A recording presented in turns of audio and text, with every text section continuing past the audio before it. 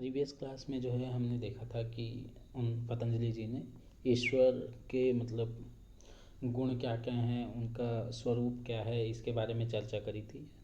और साथ ही जो है ईश्वर नाम जप का जो है वो बताया था, उसका क्या इम्पोर्टेंस है ये बताया था।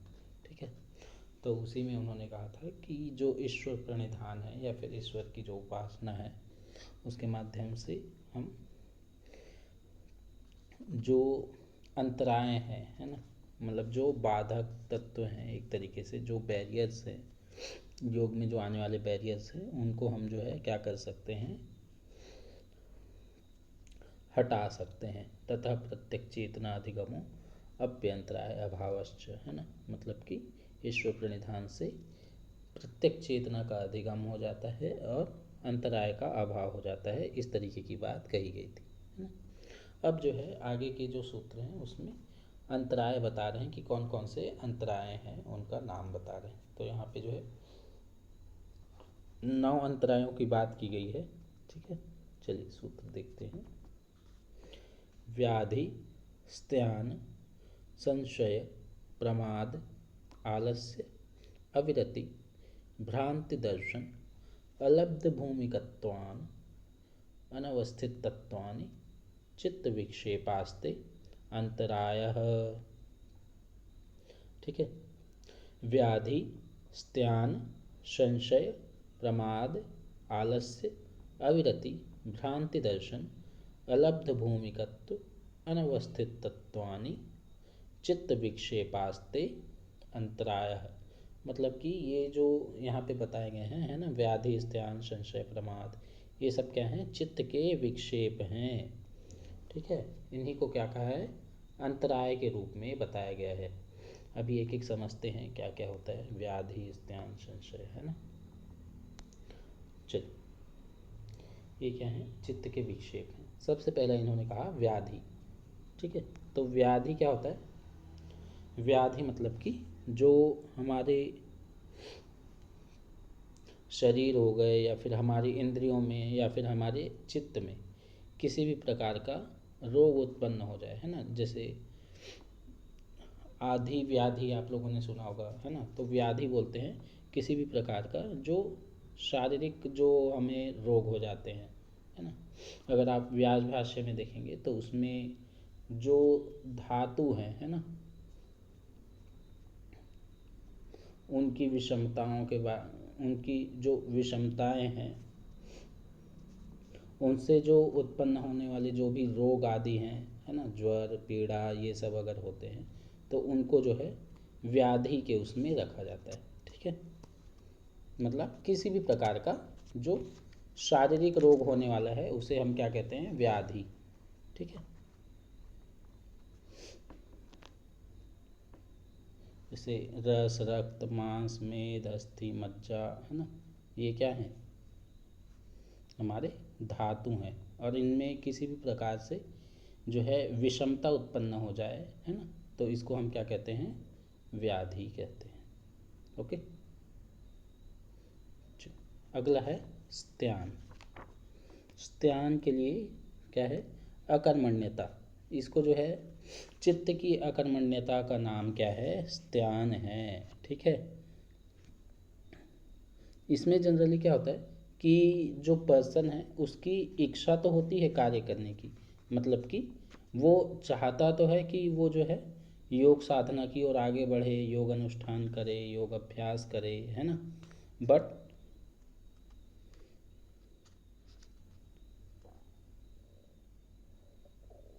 उसका जो है इच्छा होने पर भी उस कार्य को करने का जो है सामर्थ्य जब ना हो तो उसको हम क्या कहते हैं, स्त्यान कहते हैं। ठीक है, मतलब कि जब चित्त में अकर्मण्यता आ जाए। ठीक है, इच्छा तो हो रही है परंतु उसमें वो परफॉर्म करने का, वो अभ्यास करने का उसका सामर्थ्य ही नहीं है। ठीक है, तो इसको हम बोलते हैं स्त्यान। चित्त में कर्म रहित होने की इच्छा का नाम क्या है, स्त्यान है। ठीक है, स्त्यान। चलिए अब जो है आगे चलते हैं। संशय। संशय क्या है? संशय मतलब एक तरीके से डाउट, है ना। जैसे हमारे पास कोई भी बहुत सारे जब ऑप्शन हो जाते हैं तो हम क्या हो जाते हैं, डाउट में पड़ जाते हैं ना। तो वैसे ही यहाँ पे अगर हम जो है योगा प्रैक्टिस में इस तरीके से डाउट करने लग जाएं कि भाई ये जो मतलब कि डाउट बहुत तरीके से हो सकते हैं कि जैसे मैं ये प्रैक्टिस को कर पाऊँगा कि नहीं कर पाऊँगा, है ना, करूँगा तो सिद्ध होगा भी कि नहीं होगा, है ना। तो इस तरीके का जब जो है हमारे मन में डाउट आ जाए तो वो क्या है, संशय की कैटेगरी में आता है। ठीक है, ये क्या है, एक तरीके से ये भी बैरियर हुआ, है ना। ये भी क्या करेगा, अगर इस तरीके का हमारे मन में डाउट आ जाए किसी चीज़ को लेके तो हम सक्सेसफुल नहीं होंगे, है ना। तो योग में भी अगर डाउट आ रहा है कि भाई मैं कर पाऊँगा कि नहीं कर पाऊँगा, करूँगा तो पूरा होगा कि नहीं होगा, मेरे को सिद्धि मिलेगी कि नहीं मिलेगी, समाधि मिलेगी कि नहीं मिलेगी, इस तरीके का डाउट आ जाए, है ना, तो ये क्या हो गया आपका संशय। एक तरीके से ये भी बैरियर हुआ। अगला है प्रमाद। ठीक है, प्रमाद क्या है?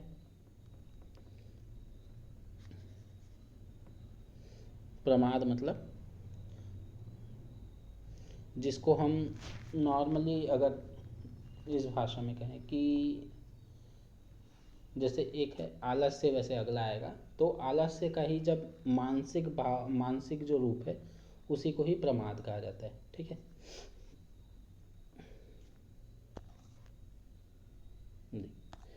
योग साधनों की अवहेलना या बेपरवाही करते रहना। जनरली जैसे कि आ, जैसे मन में ही हमारे आलस्य आ जाए। ठीक है, जो भी मतलब वैसे अगर आप उसमें देखोगे व्यास भाष्य में तो इसको परिभाषित किया गया है, समाधि के साधनों का अनुष्ठान न करना, उसको क्या कहते हैं, प्रमाद कहा है इन्होंने। ठीक है, मतलब एक तरीके से मानसिक आलस्य समझने के लिए आप जो है मानसिक आलस्य समझ सकते हैं। ठीक है,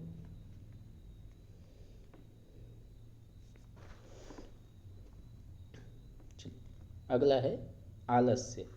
आलस्य क्या है? आलस्य आप सभी जानते हैं, है ना, कि शरीर में, है ना, उसमें मतलब कि मेनली एक तरीके से आलस्य में हम क्या करते हैं कि हमें दिन भर जो है आराम करना है ना, इस तरीके का शरीर में जो है लेजीनेस, लेजीनेस के तरीके से आप समझ सकते हो कि हम जो है मन जो है हमारा भारी हो गया है ना, शरीर कुछ काम नहीं करना चाह रहा है। इसके कारण क्या है, योग अभ्यास में ध्यान नहीं लगता है आलस्य के कारण कि भाई चलो अब जैसे एक होता है कि हाँ चलो मैं प्रैक्टिस करूँगा ऐसे इस तरीके से। ठीक है, फिर थोड़ी देर बाद जो है आपका मन जो है क्या हो गया, आलसी हो गया, या फिर आपका शरीर जो है आलसी हो गया कि मतलब जैसे मान लो आपने भोजन किया हो, तामसिक भोजन कर लिया है ना, उसके चलते जो है आलस्य आ गया। तो फिर उसके बाद क्या आप प्रैक्टिस करेंगे? नहीं करेंगे, है ना। तो वो क्या हो गया, आलस्य भी क्या है, एक तरीके से आपका बैरियर है। ठीक है, जैसे आप लोगों ने देखा होगा कोई जो मतलब कि मोटा व्यक्ति है ना, वो जनरली किसी काम को करने में मतलब पतले व्यक्ति की अपेक्षा थोड़ा सा कम फुर्तीला होता है, तो उसके मन में जो है जल्दी आलस्य आ जाता है ना। तो इस तरीके से, है ना, तो आलस्य भी क्या है, एक तरीके का बैरियर है। ठीक है, आलस्य के बाद आगे आता है अविरति। ठीक है, एक तो होता है विरति, विरति मतलब वैराग्य। अब यहाँ पे है अविरति। अविरति मतलब कि वैराग्य का अभाव। ठीक है, अविरति मतलब वैराग्य का अभाव, मतलब एक तरीके से जो विषय हैं, है ना, उनमें क्या रहना, तृष्णा रहना। जो भी हमारे इंद्रियों का जो भी विषय है ना, तो उन सब चीज़ों में क्या होना, ज़्यादा जो है राग आना, ज़्यादा तृष्णा आना, उनमें ही लिप्त रह जाना, है ना, ये सब क्या है आपका अविरति कहलाता है। ओके, जब सूत्र पढ़ेंगे तो वहाँ पे विरति जैसा दिखता है लेकिन आगे जो है संधि है। ठीक है, उसको ध्यान से देखिएगा तो वो क्या है, अविरति है। ओके, अविरति मतलब वैराग्य का अभाव। ठीक है, ज़्यादा हम जो है विषयों के प्रति आसक्त हो रहे हैं। ठीक है, तो ये क्या हो गया, ये आपका बैरियर हुआ। अगर आप अपनी इंद्रियों को, जैसे आपकी स्वाद इंद्रियां हैं, है ना, उसको अगर आप कंट्रोल नहीं करते हो, ठीक है, तो वो क्या हुआ, बैरियर बनेगा। अब आप योग साधना में बैठे हो, आपका मन जो है बगल में खाना बन रहा है उसमें जा रहा है ना, तो ये क्या हुआ, बैरियर हुआ। ठीक है, अगला है अविरति के बाद अगला कहते हैं भ्रांति दर्शन। ठीक है, भ्रांति दर्शन क्या है, भ्रांति मतलब कि मिथ्या। ठीक है, या फिर मिथ्या को देख लेना।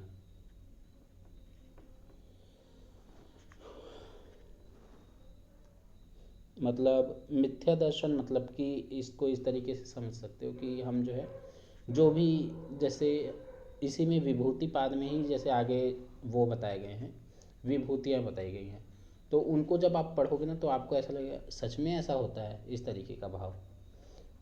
ठीक है, तो वो क्या हो गया, अब आपके मन में जो है क्या हो गया, एक तरीके से वो फल मिल, मतलब कि ऐसा लगने लगा कि वो झूठ है ना, तो वो उसी को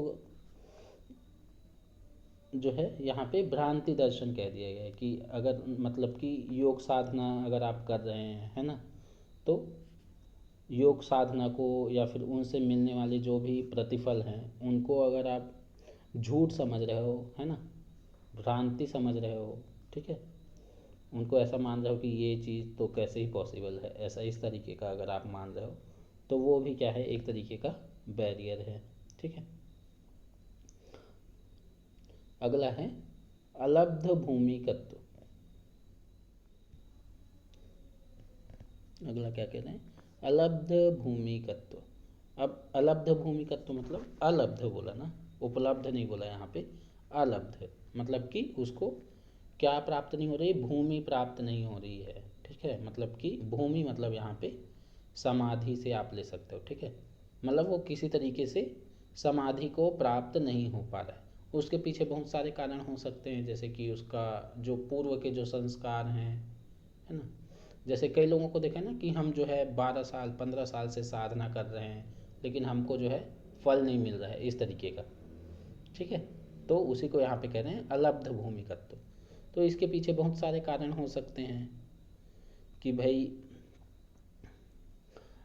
हो सकता है आपके पूर्व के संस्कार कट रहे हों, है ना, इस तरीके का हो सकता है, या फिर कोई भी कारण हो सकता है जिसके चलते जो है आपको अभी वर्तमान में भूमि नहीं मिल रही है। अब भूमि नहीं मिल रही होती है, भूमि मतलब समाधि। ठीक है, तो अगर समाधि नहीं मिल रही है तो लोग क्या करते हैं कि उसको छोड़ देते हैं कि भैया इतना टाइम हो गया, 12 साल हो गया, 15 साल हो गया, 20 साल हो गए, मेरे को मिल ही नहीं रहा है कुछ। तो वो भी क्या है, एक तरीके से बैरियर हो जाता है। लेकिन आपको क्या करना है, आगे बढ़ना है उसमें, है ना, उसमें रुकना नहीं है कि मेरे को भूमि नहीं मिल रही है, मेरे को समाधि नहीं मिल रही है, प्रैक्टिस करते रहना है कंटिन्यू। ठीक है, अगला आता है अनवस्थित तत्व। अब यहाँ पे क्या हुआ है, भूमि तो उसको मिल गई है, समाधि की भूमि उसको मिल गई है। ठीक है, उसका जो चित्त है वो समाधि अवस्था में चला गया है, परंतु वहाँ पे ठहर नहीं रहा है। ठीक है, जैसे ही मतलब भगवान का या फिर ईश्वर का कह लीजिए, ठीक है, उसका साक्षात्कार होने वाला था, उसके जस्ट पहले क्या हो गया, समाधि उसकी टूट गई। ठीक है, इस तरीके से आप समझ सकते हो, मतलब जिस अवस्था को उसने प्राप्त किया है उसमें टिक नहीं रहा है ना। तो ये क्या हो गए आपके, इसको बोलते हैं अनवस्थित तत्व, मतलब भूमि मिल गई है लेकिन उसमें ठहर नहीं रहे हैं, है ना। चलिए, तो ये इन्होंने क्या बताए, 9 जो है आपके विघ्न बताए, जो कि योग साधना में क्या हो सकते हैं, अंतराय मतलब कि बाधक हो सकते हैं। ठीक है, ये क्या है, चित्त के विक्षेप हैं। ठीक है, चित्त विक्षेप। चलिए, अब ये 9 तो इन्होंने बता दिए, अब आगे जो है और आगे बताते हैं 31 नंबर में।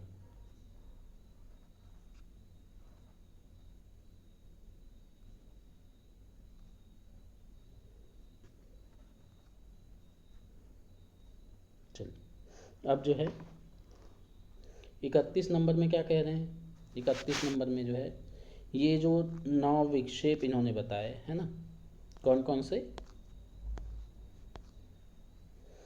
व्याधि है ना, व्याधि मतलब कि शारीरिक रोग, स्त्यान, स्त्यान मतलब कि चित्त की अकर्मण्यता, संशय, संशय मतलब कि डाउट हो जाना है ना, योगा में या फिर योगा के जो फल मिलने वाले हैं उनमें डाउट होना, प्रमाद, प्रमाद मतलब कि योग साधनों के अनुष्ठान की अवहेलना करना। ठीक है, अगला आया आलस्य है ना, तमोगुण की अधिकता के कारण मन या फिर चित्त में भारीपन हो जाना, क्या है, आलस्य है। अब आगे कहते हैं अविरति, अविरति में क्या हुआ, उसका जो विषय है, इंद्रिय के जो विषय हैं उनके प्रति क्या हो गया, ज़्यादा उनका लगाव हो गया। ठीक है, भ्रांति दर्शन, ठीक है, मतलब कि योग के जो साधन हैं है ना, या फिर योग के जो फल हैं उनमें भ्रांति दर्शन करना, मतलब कि उनको मिथ्या समझना एक तरीके से। ठीक है, अगला उन्होंने कहा अलब्ध भूमिकत्व, अलब्ध भूमिकत्व मतलब कि उनको भूमि प्राप्त ना होना, अलब्ध होना, भूमि क्या होना, अलब्ध होना। ठीक है, मतलब एक तरीके से समाधि की स्थिति प्राप्त ना होना।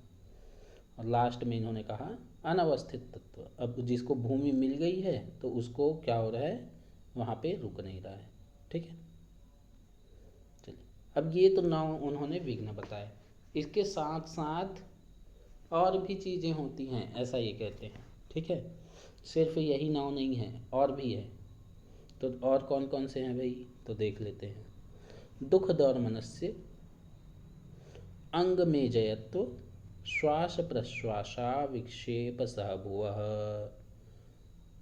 ठीक है, कभी कभी विक्षेप और विक्षेप सहभुव में आपको जो है डिफरेंस करना आना चाहिए। ठीक है, कौन कौन सा विक्षेप है और विक्षेप सहभुव, सहभुव मतलब कि उसके साथ साथ होने वाले और कौन कौन से बैरियर्स हैं और कौन कौन सी चीज़ें हो सकती हैं। ठीक है, तो क्या क्या कह रहे हैं, पहला है दुख, ठीक है, दूसरा है दौर्मनस्य। सबसे पहले देखते हैं दुख, दुख क्या होता है, दुख तो सब जानते हैं वैसे जो है, चूँकि ये जो हमारा पातंजल योग सूत्र है वो लगभग पैरेलल चलता है उसका आपका किसके, सांख्य दर्शन के। तो सांख्य दर्शन में जब आप देखेंगे तो उसमें 3 तरीके का दुख बताएगा है ना, आपका आध्यात्मिक, आदि भौतिक और आदि दैविक दुख। ठीक है, दूसरा है दौर्मनस्य। दौर्मनस्य क्या होता है, जब हमारा कोई जैसे इच्छा पूर्ति नहीं हुई उसके बाद मन में जो है आपका जो क्षोभ रह गया है ना, उसको क्या बोलते हैं, दौर्मनस्य कहते हैं। ठीक है,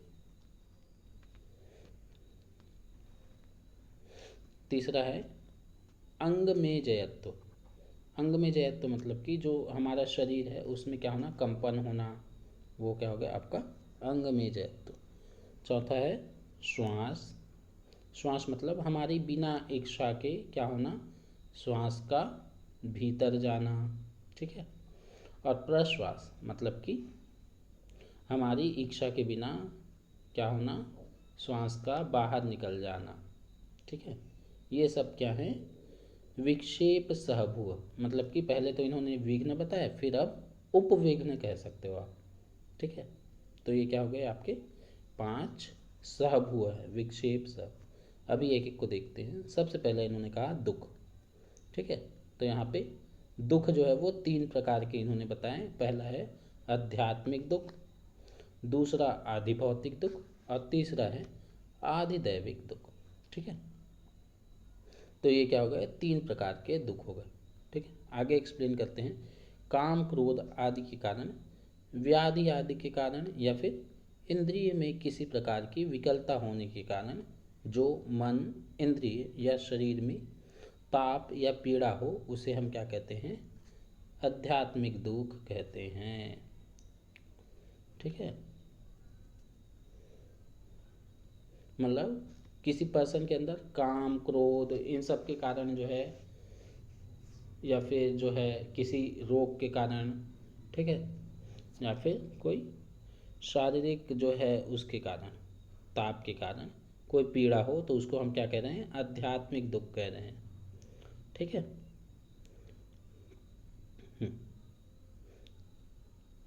आगे कहते हैं आदि भौतिक दुख। ठीक है, अब आदि भौतिक में क्या है, कोई दूसरा जीव जो है अगर आपको पीड़ा पहुंचाता है, ठीक है, जैसे कि शेर हो गया, सांप हो गया, ठीक है, या फिर किसी भी माध्यम से, चाहे कोई दूसरा पर्सन भी हो, है ना, मतलब कोई दूसरा अगर उसमें माध्यम बन रहा है, ठीक है, जैसे हिंसक पशु हो गए, है ना, तो उन सब के माध्यम से अगर आपको कोई दुख मिलता है तो उसको जो है क्या कहते हैं, आधि भौतिक दुख। ठीक है, और तीसरा है आदि दैविक दुख। आदि दैविक दुख क्या है, आदि दैविक दुख, दैविक मतलब कि जो भी दैविक शक्तियां हैं, है ना, जैसे कि जो मतलब प्राकृतिक घटनाएं, जैसे कि आपका हो गया, जैसे बिजली गिरना हो गया, है ना, या फिर अतिवृष्टि हो गई, है ना, या फिर अति ताप हो गया, या फिर कुछ भी इन तरीक़ों से, या फिर भूकंप आ गया, है ना, तो फिर इन सब के माध्यम से क्या हो गया, अगर आपको दुख पहुंचता है, इसके माध्यम से अगर आपको जो है पीड़ा होती है, तो उसको हम क्या बोलते हैं, आदि दैविक दुख कहते हैं। ठीक है, अगला है आपका दौर्मनस्य। दौर्मनस्य मैंने अभी अभी बताया, जैसे कि हमारी कोई इच्छा थी, ठीक है, जो कि पूरी नहीं हुई, तो उसके कारण क्या है, मन में एक जो है क्षोभ बन के रह जाता है ना, मन में जो है एक चुभन सी रह जाती है, तो उसको हम क्या कहते हैं, दौर्मनस्य कह रहे हैं। ठीक है, जैसे योग के ही केस में ले लीजिए कि जो है अगर हम योग कर रहे हैं मतलब योग, उसमें इच्छा क्या है हमारी, कि हमें जो है ये स्थिति मिल जाए इस तरीके से, ठीक है, एक एग्जांपल के लिए कह रहे हैं, तो ये चीज़ मिल जाए। ठीक है, अब क्या होता है, बहुत टाइम की प्रैक्टिस के बाद हम जो है वो चीज़ का मतलब वो जो स्थिति है उसको अचीव नहीं कर पाते हैं, है ना, तो उसके चलते क्या हुआ, आपके मन में एक क्षोभ उत्पन्न हो गया, है ना, कि भाई मेरे को ये चीज़ नहीं मिल रही है। ठीक है, तो वो क्या हुआ, वो भी बैरियर बनेगा। ठीक है, उसी का नाम का है यहाँ पे दौर्मनस्य। ठीक है, अगला कहते हैं अंग में जयत्व। अंग में जयत्व मतलब जैसे आप लोगों ने देखा होगा कि किसी किसी का जो है बॉडी शिविर करता है, हो सकता है मतलब कि आपका न्यूट्रिशनल जो है डेफिशिएंसी के कारण हो, है ना, या फिर एज फैक्टर हो, ठीक है, या फिर किसी में इननेट होता है, बाय बर्थ होता है कि भाई उसका जो है बॉडी शिविर करता है ना,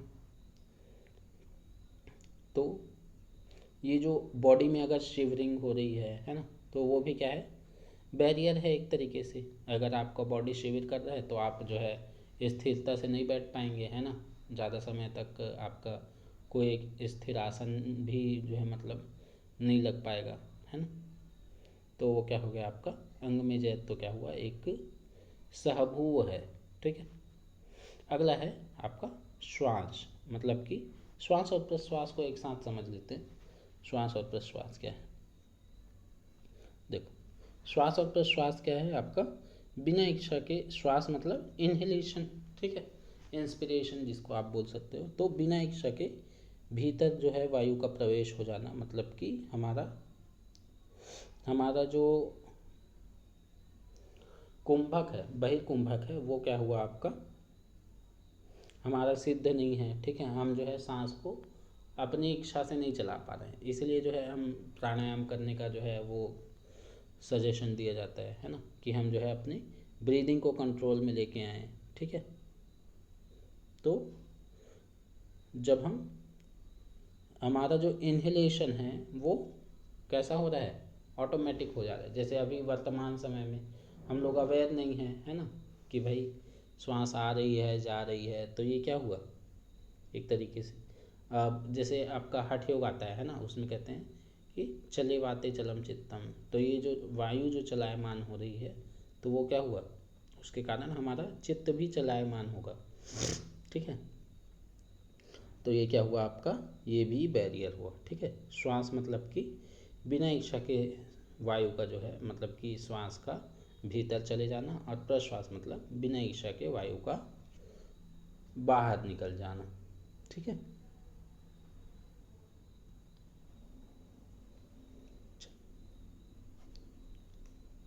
अब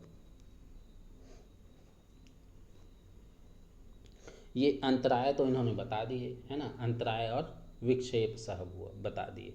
ठीक है, पहले इन्होंने कहा था ततः प्रत्यक्ष चेतनाधिगमो अप्यंतराय अभावश्य, है ना।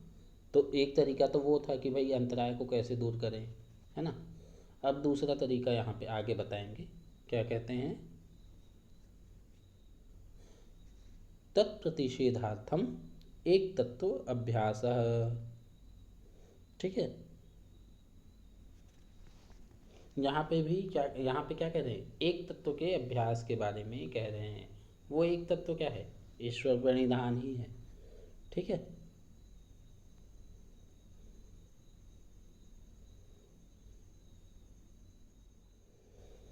चलिए।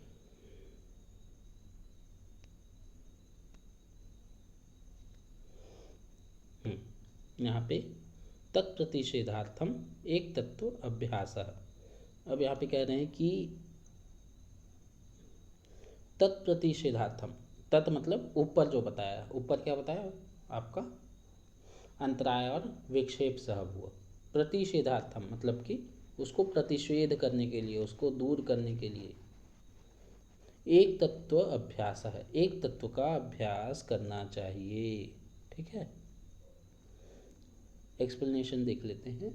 उपर्युक्त दोनों प्रकार के विघ्नों का नाश, है ना, मतलब कि 9, कौन कौन से 9 आपके, व्याधि, स्त्यान, संशय, प्रमाद, आलस्य, अविरति, भ्रांति दर्शन, अलब्ध भूमिकत्व, अनवस्थित तत्व, है ना, ये सब क्या हुए, 9 हुए। ठीक है, +5 दुख, दौर्मनस्य, अंग में जयत्व, श्वास और प्रश्वास। ठीक है, इनको दूर करने का उपाय क्या था, ईश्वर प्रणिधान था। ठीक है, उसके सिवा दूसरा उपाय यहाँ पे कह रहे हैं कि भाव, इस जिसका भाव यह है कि किसी भी वस्तु में चित्त को स्थित करने का बार बार प्रयत्न करने से भी एकाग्रता उत्पन्न होकर विघ्नों का नाश कर देता है, अतः यह साधन भी किया जा सकता है। ठीक है, एक तत्व अभ्यास मतलब किसी भी एक चीज़ की प्रैक्टिस अगर आप करते हैं, है ना, इसको एक तत्व को आप जो है अगर थोड़ा सा स्पिरिचुअल वे में देखें तो एक तत्व आप ईश्वर नाम जप से भी कह सकते हैं,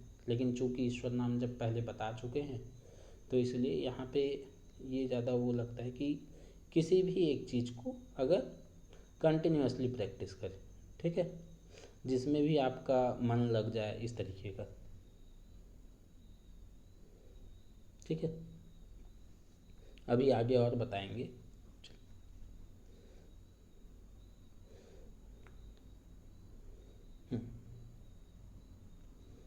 अब आगे आता है आपका चित्त प्रसादन।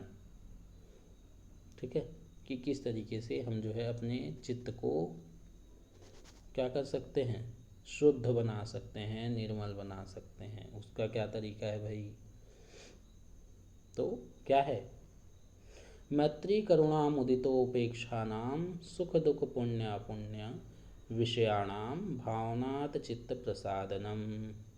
ठीक है, प्रसाद का मतलब एक तरीके से आप यहाँ पे खुशी से भी ले सकते हो। ठीक है, कि भाई हमारा जो चित्त है वो खुश कब रहेगा, या फिर प्रसादन का मतलब यहाँ पे निर्मलता से भी ले सकते हैं। ठीक है, तो अब यहाँ पे किस किस तरह के जो लोग हैं उनके साथ किस तरीके का हमारा व्यवहार होना चाहिए उसके बारे में कहते हैं। ठीक है, तो क्या कह रहे हैं, मैत्री करुणा मुदितो उपेक्षाणाम। ठीक है, ये क्या है, 4 भाव बताए। ठीक है, 4 भावनाएं बताई हैं। ठीक है, सुख दुख पुण्य अपुण्य विषयाना, ये क्या है, विषय है। ठीक है, तो जोड़ी मिलाते चलिएगा। पहला है मैत्री, ठीक है, तो मैत्री को मिला दीजिए किससे, सुख से, ठीक है। तो मतलब कि इसको हम ये कह सकते हैं कि जो सुखी लोग हैं, है ना, मतलब कि जो सुखी हैं, है ना, संतोष जिनको प्राप्त है, ठीक है। अभी आगे बताएंगे कि सुखी कौन रहता है, बहुत आगे बताएंगे वैसे सेकेंड चैप्टर में, ठीक है। तो सुखी मतलब जो संतोषी पुरुष है, ठीक है, जो सेटिस्फाइड है, ठीक है। तो सुखी लोगों के साथ क्या भाव रखना चाहिए, मैत्री का भाव रखना चाहिए, ठीक है। मैत्री मतलब कि फ्रेंडशिप, ठीक है, उनके साथ मित्रता का भाव रखें। दूसरा है, अगला क्या कहते हैं, करुणा, ठीक है, तो करुणा को मिलाइए दुख से। तो जो दुखी लोग हैं उनके प्रति कैसा भाव रखना चाहिए, करुणा का भाव, दया का भाव रखना चाहिए, ठीक है। मतलब कि अगर जैसे ये होता है ना कि हम किसी अगर दुखी आदमी को देख लेते हैं तो हमारे अंदर कैसी भाव आते हैं, करुणा का भाव आता है ना, सिंपैथी एम्पैथी का भाव आता है ना। तो वही कह रहे हैं कि जो दुखी लोग हैं उनके प्रति एम्पैथी रखिए, ठीक है। अगला कहते हैं मुदिता, ठीक है। मुदिता मतलब प्रसन्नता, ठीक है, मुदित होना, खुश होना, ठीक है। तो मुदिता का भाव किसके लिए, पुण्य आत्माओं के लिए, ठीक है। मुदिता किसके लिए, पुण्य आत्माओं के लिए जो है क्या भाव रखना चाहिए, मुदिता का भाव, प्रसन्नता का भाव जो है रखना चाहिए, ठीक है। और लास्ट में आता है अपुण्य, ठीक है। उपेक्षा किसके लिए, अपुण्य मतलब कि पापी लोगों के लिए कैसा रखना चाहिए, उपेक्षा का भाव रखना चाहिए, ठीक है। अगर इस तरीके से आप जो है इस तरीके की भावना रखते हैं तो आपका जो चित्त है वो राग द्वेष ईर्ष्या, है ना, इन सब से क्या रहेगा, रहित रहेगा, ठीक है। और आपका जो चित्त है वो शुद्ध बना रहेगा, ठीक है, या फिर शुद्ध हो जाएगा, निर्मल हो जाएगा, ठीक है। इसलिए साधक को इसका अभ्यास करना चाहिए, ठीक है। ये जो है बहुत बार पूछा गया है, मैत्री करुणा मुदिता उपेक्षा, इसको जोड़ी मिलाने का आपको आता है, ठीक है, कि किसके प्रति किसका भाव। तो पहले अगर सूत्र याद रहेगा तो आपको इजी रहेगा, ठीक है, कि मैत्री किसके लिए, सुखी के लिए, करुणा किसके लिए, दुखी के लिए, है ना, मुदिता मतलब प्रसन्नता किसके लिए, पुण्य आत्माओं के लिए, उपेक्षा किसके लिए, अपुण्य आत्माओं के लिए मतलब कि पापियों के लिए, ठीक है। चलिए अब आगे जो है चित्त शुद्धि का अगला उपाय बताते हैं। एक उपाय तो इन्होंने बता दिया कि भाई चित्त प्रसादन कर सकते हो आप, है ना, कि भाई जिस तरीके के लोग हैं उस तरीके का आप भाव रखिए तो आपका जो चित्त है वो निर्मल रहेगा। आगे कहते हैं दूसरा उपाय, प्रच्छदन विधारणाभ्याम व प्राणस्य, ठीक है, प्रच्छदन विधारणाभ्याम व प्राणस्य। वा मतलब कि अथवा, ठीक है, प्राणस्य, प्राणस्य मतलब प्राण को या फिर प्राणवायु को क्या करना है, प्रच्छदन करना है, ठीक है, मतलब कि बाहर निकालना है, ठीक है। और विधारण करना है मतलब कि उसको धारण करना मतलब रोकना, ठीक है, बाहर निकालना और रोकना। एक तरीके से आप इसको बहिर्कुंभक के तरीके से समझ सकते हो, ठीक है, कि हमें क्या करना है, एक्सेल करके होल्ड करना है। प्रच्छदन विधारणाभ्याम व प्राणस्य मतलब प्राण में अगर आप जो है संयम करते हो, ठीक है, एक तरीके से कि हम अपने प्राणवायु को अगर कंट्रोल कर पा रहे हैं, ठीक है, तो उससे भी क्या होगा, आपका चित्त जो है वो निर्मल होगा, ठीक है। तो उसी को कह रहे हैं प्रच्छदन विधारणाभ्याम व प्राणस्य। बार बार प्राणवायु को शरीर से बाहर निकालने का तथा यथाशक्ति बाहर रोके रखने का अभ्यास करने से मन में निर्मलता आती है। ठीक है, इससे शरीर की नाड़ियों का मल भी नष्ट हो जाता है। ठीक है, अब यहाँ तक इन्होंने क्या बताया कि कैसे चित्त को निर्मल करेंगे। ठीक है, निर्मलता के उपाय बताए दो, है ना, कि भाई आप चित्त प्रसादन कर सकते हो या फिर प्रच्छन्न विधारणाभ्याम कर सकते हो। ठीक है, अब निर्मल तो हो गया, अब निर्मल करने के बाद क्या करना है, सफाई हो गया तो उसको स्थिर रखना है ना। तो स्थिरता के लिए बताते हैं, फिर स्थिरता के लिए क्या कहते हैं भाई, तो विषयवती व प्रवृत्ति उत्पन्ना मनसः स्थिति निबंधिनी। ठीक है,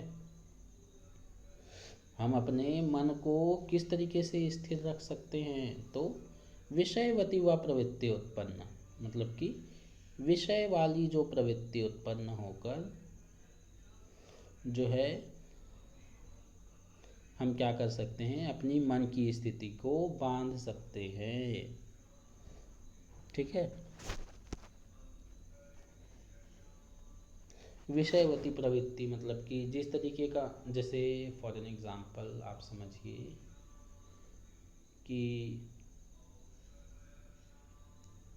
जिस तरीके का हमारा दिन भर का विषय हुआ है ना, जैसे हमने दिन भर जिस तरीके के जो चीज़ों का ग्रहण किया, जैसे फॉर एन एग्जांपल हमने किसी भजन में चले गए, है ना, रामायण सुन लिया, महाभारत सुन लिया, है ना, या फिर किसी भागवत कथा में चले गए, है ना, तो फिर उसके बाद क्या हुआ, आपका उसी तरीके का आपका जो है चित्त हो जाता है ना, उसी तरीके के जो विषय हैं वो आपके उत्पन्न होने लगते हैं, है ना।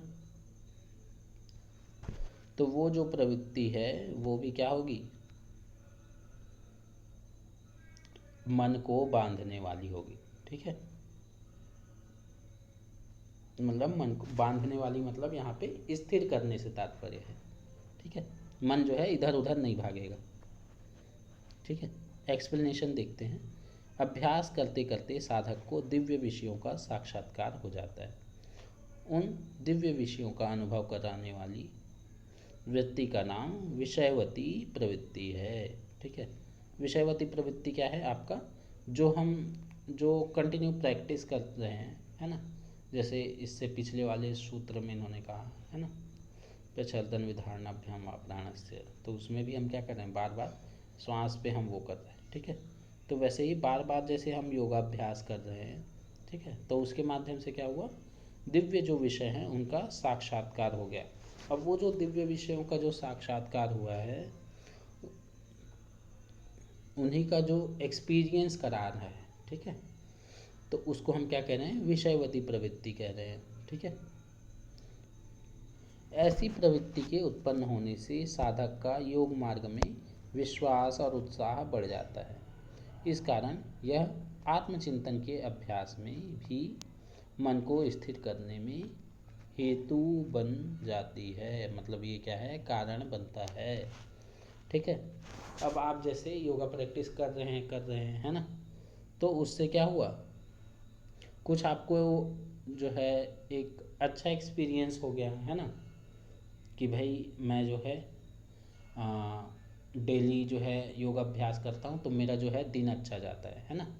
तो चूंकि अब आपका दिन अच्छा जाता है ना, या फिर तो उसके लिए आप क्या करेंगे, आप डेली योगा प्रैक्टिस और कंटिन्यू करेंगे, है ना।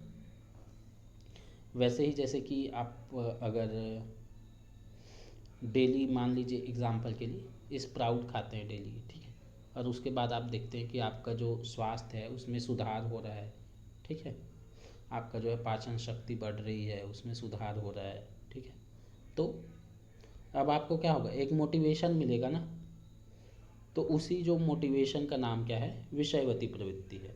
ठीक है, तो वो जो विषयवती प्रवृत्ति जब उत्पन्न होती है, ठीक है, वो जब मोटिवेशन उत्पन्न होता है तो हम और क्या होते हैं, और प्रवृत्त होते हैं, मतलब कि और अच्छे से उस काम को करते हैं। ठीक है, तो अब आप क्या करोगे, और अच्छे से अपने रूटीन में उसको लेके आओगे, है ना। तो इससे क्या होता है, हमारा जो मन है वो स्थिर हो जाता है। ठीक है,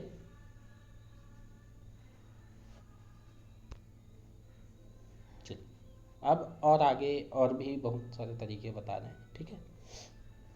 और क्या क्या तरीका है अपने चित्त को स्थिर करने का। तो अगला बताते हैं, विशोका व ज्योतिषमति। इसके अलावा क्या है, विशोका, विशोका मतलब शोक से रहित, ठीक है। ज्योतिषमति प्रवृत्ति, ज्योतिषमति प्रवृत्ति अगर उत्पन्न हो जाए, ठीक है, तो वो क्या होती है आपका, ज्योतिषमति मतलब प्रकाशवान, ठीक है। प्रकाशवान प्रवृत्ति का अगर अनुभव हो जाए तो वो क्या हुआ, मन को स्थिर कराने वाली होती है, ठीक है। जैसे अगर बार बार प्रैक्टिस करते हैं, वही सेम चीज़ आपका सिमिलर हो गया, ठीक है।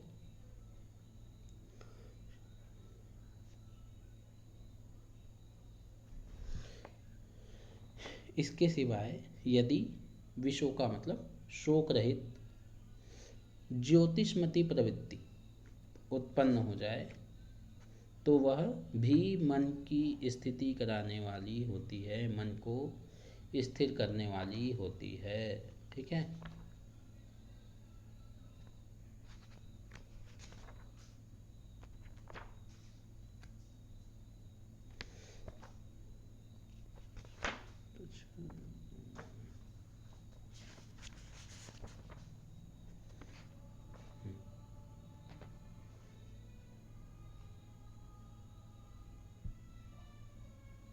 चलो,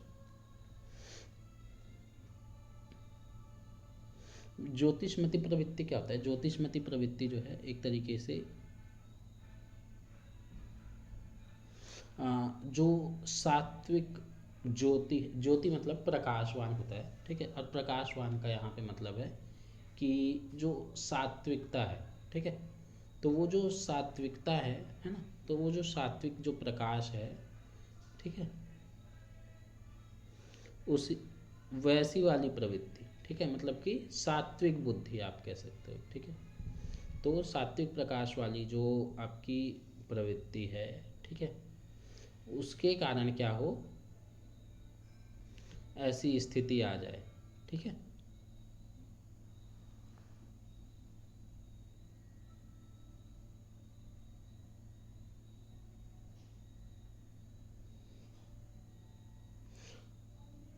विशोका, विशोका मतलब शोक से रहित। अब शोक से रहित चूंकि कह रहे हैं तो शोक से रहित मतलब सुख से युक्त, है ना।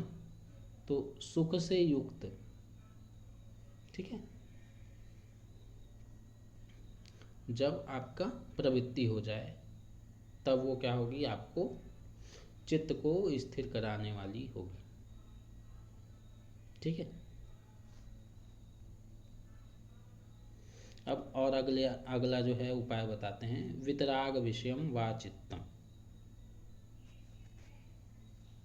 वितराग विषयम वा चित्तम मतलब वा मतलब अथवा, या फिर मतलब और आगे आगे बताते जा रहे हैं ना।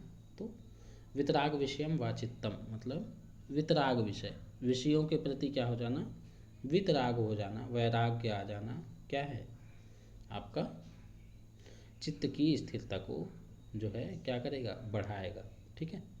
मतलब जो भी हमारे इंद्रिय के विषय हैं, है ना, जैसे हम जो है अंतराय में देख रहे थे उसमें अविरति आया था, है ना, तो ये अविरति का अपोजिट है वितराग।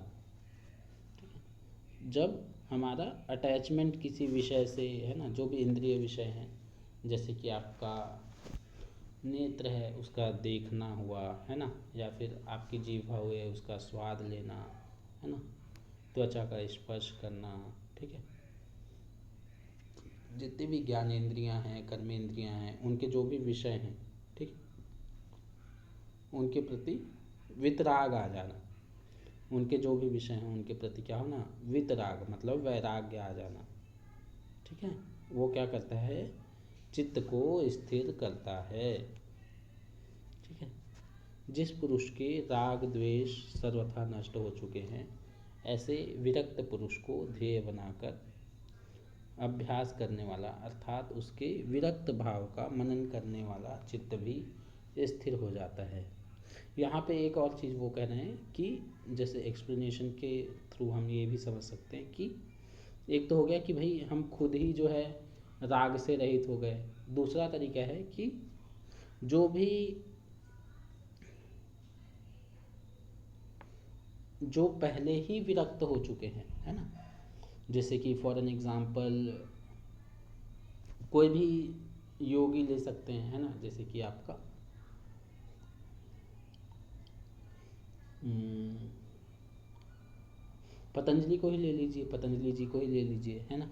तो पतंजलि जी को हम क्या कर रहे हैं कि ध्यान में लेके आ रहे हैं, है ना, और उनमें हम जो है उनको ध्येय बना लिया, ठीक है, उनको एक मीडियम बना लिया और उसके माध्यम से हम क्या कर रहे हैं, फिर हम जो है प्रैक्टिस कर रहे हैं, ठीक है। तो इससे भी क्या होता है, हमारे जो है राग और द्वेष जो है वो, सॉरी, जब उनके चूंकि राग द्वेष खत्म हो गए हैं तो उनका जब हम ध्यान कर रहे हैं तो हमारा जो है क्या होगा, चित्त जो है वो स्थिर हो जाएगा, ठीक है। जैसे कि कहते हैं ना कि अगर मतलब संगति का असर पड़ता है इस तरीके से।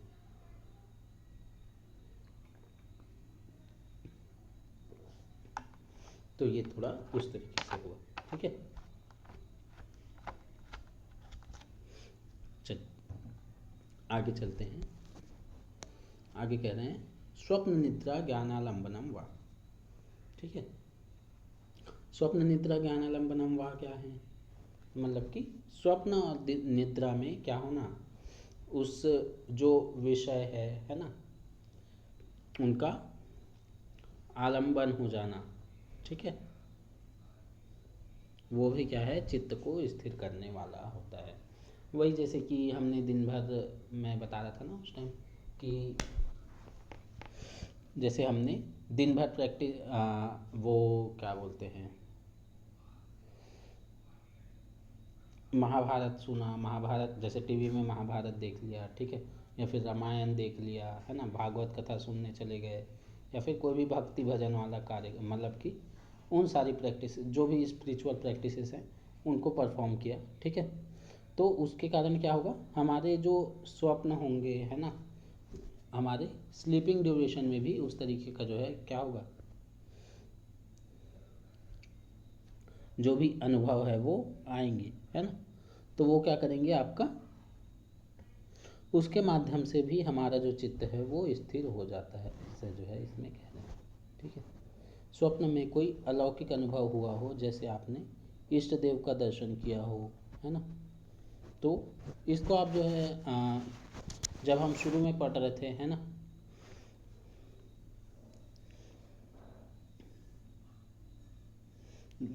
जो जब हम वृत्ति के बारे में पढ़ रहे थे, प्रमाण विपर्य विकल्प निद्रा स्मृति, तो उसमें भी क्या आया था, एक निद्रा आया था ना। तो वही वाली अवस्था यहाँ पे भी समझ लीजिए कि वो जो है क्या हो सकता है, एक क्लिष्ट वृत्ति के रूप में, और क्लिष्ट और अक्लिष्ट दोनों तरीके से वैसे वहाँ पे बताए गए हैं, ठीक है। तो यहाँ पे पर्टिकुलर अक्लिष्ट वाले को कह रहे हैं कि अगर हम जो है स्वप्न में या फिर निद्रा में जो है हमारा अवलंबन हो, है ना, तो क्या होगा, वो भी चित्त को स्थिर करेगा, ठीक है।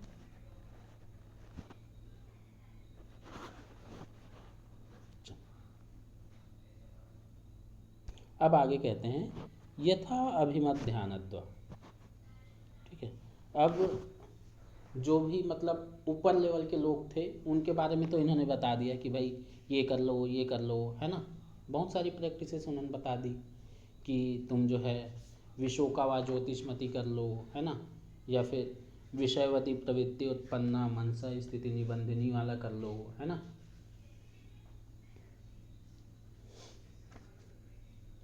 तो मतलब ये सारे उन्होंने बता दिए, प्रसर्धन विधारणाभ्याम कर लो, है ना, उससे चित्त शुद्धि कर लो, और मतलब बहुत सारे प्रैक्टिस इन्होंने बता दिए। अब आगे कहते हैं कि अब सामान्य जो लोग हैं, हम जैसे जो लोग हैं, वो क्या करें भाई, तो उनके लिए कहते हैं यथा अभिमत ध्यानात्वा, मतलब जहाँ भी आपका ध्यान लगे, यथा अभिमत, जिसको जो अभिमत हो, जिसके लिए जो इजी हो, ठीक है। ध्यानात वा, वहाँ पे भी आप क्या कर सकते हो, अपना ध्यान लगा सकते हो, ठीक है।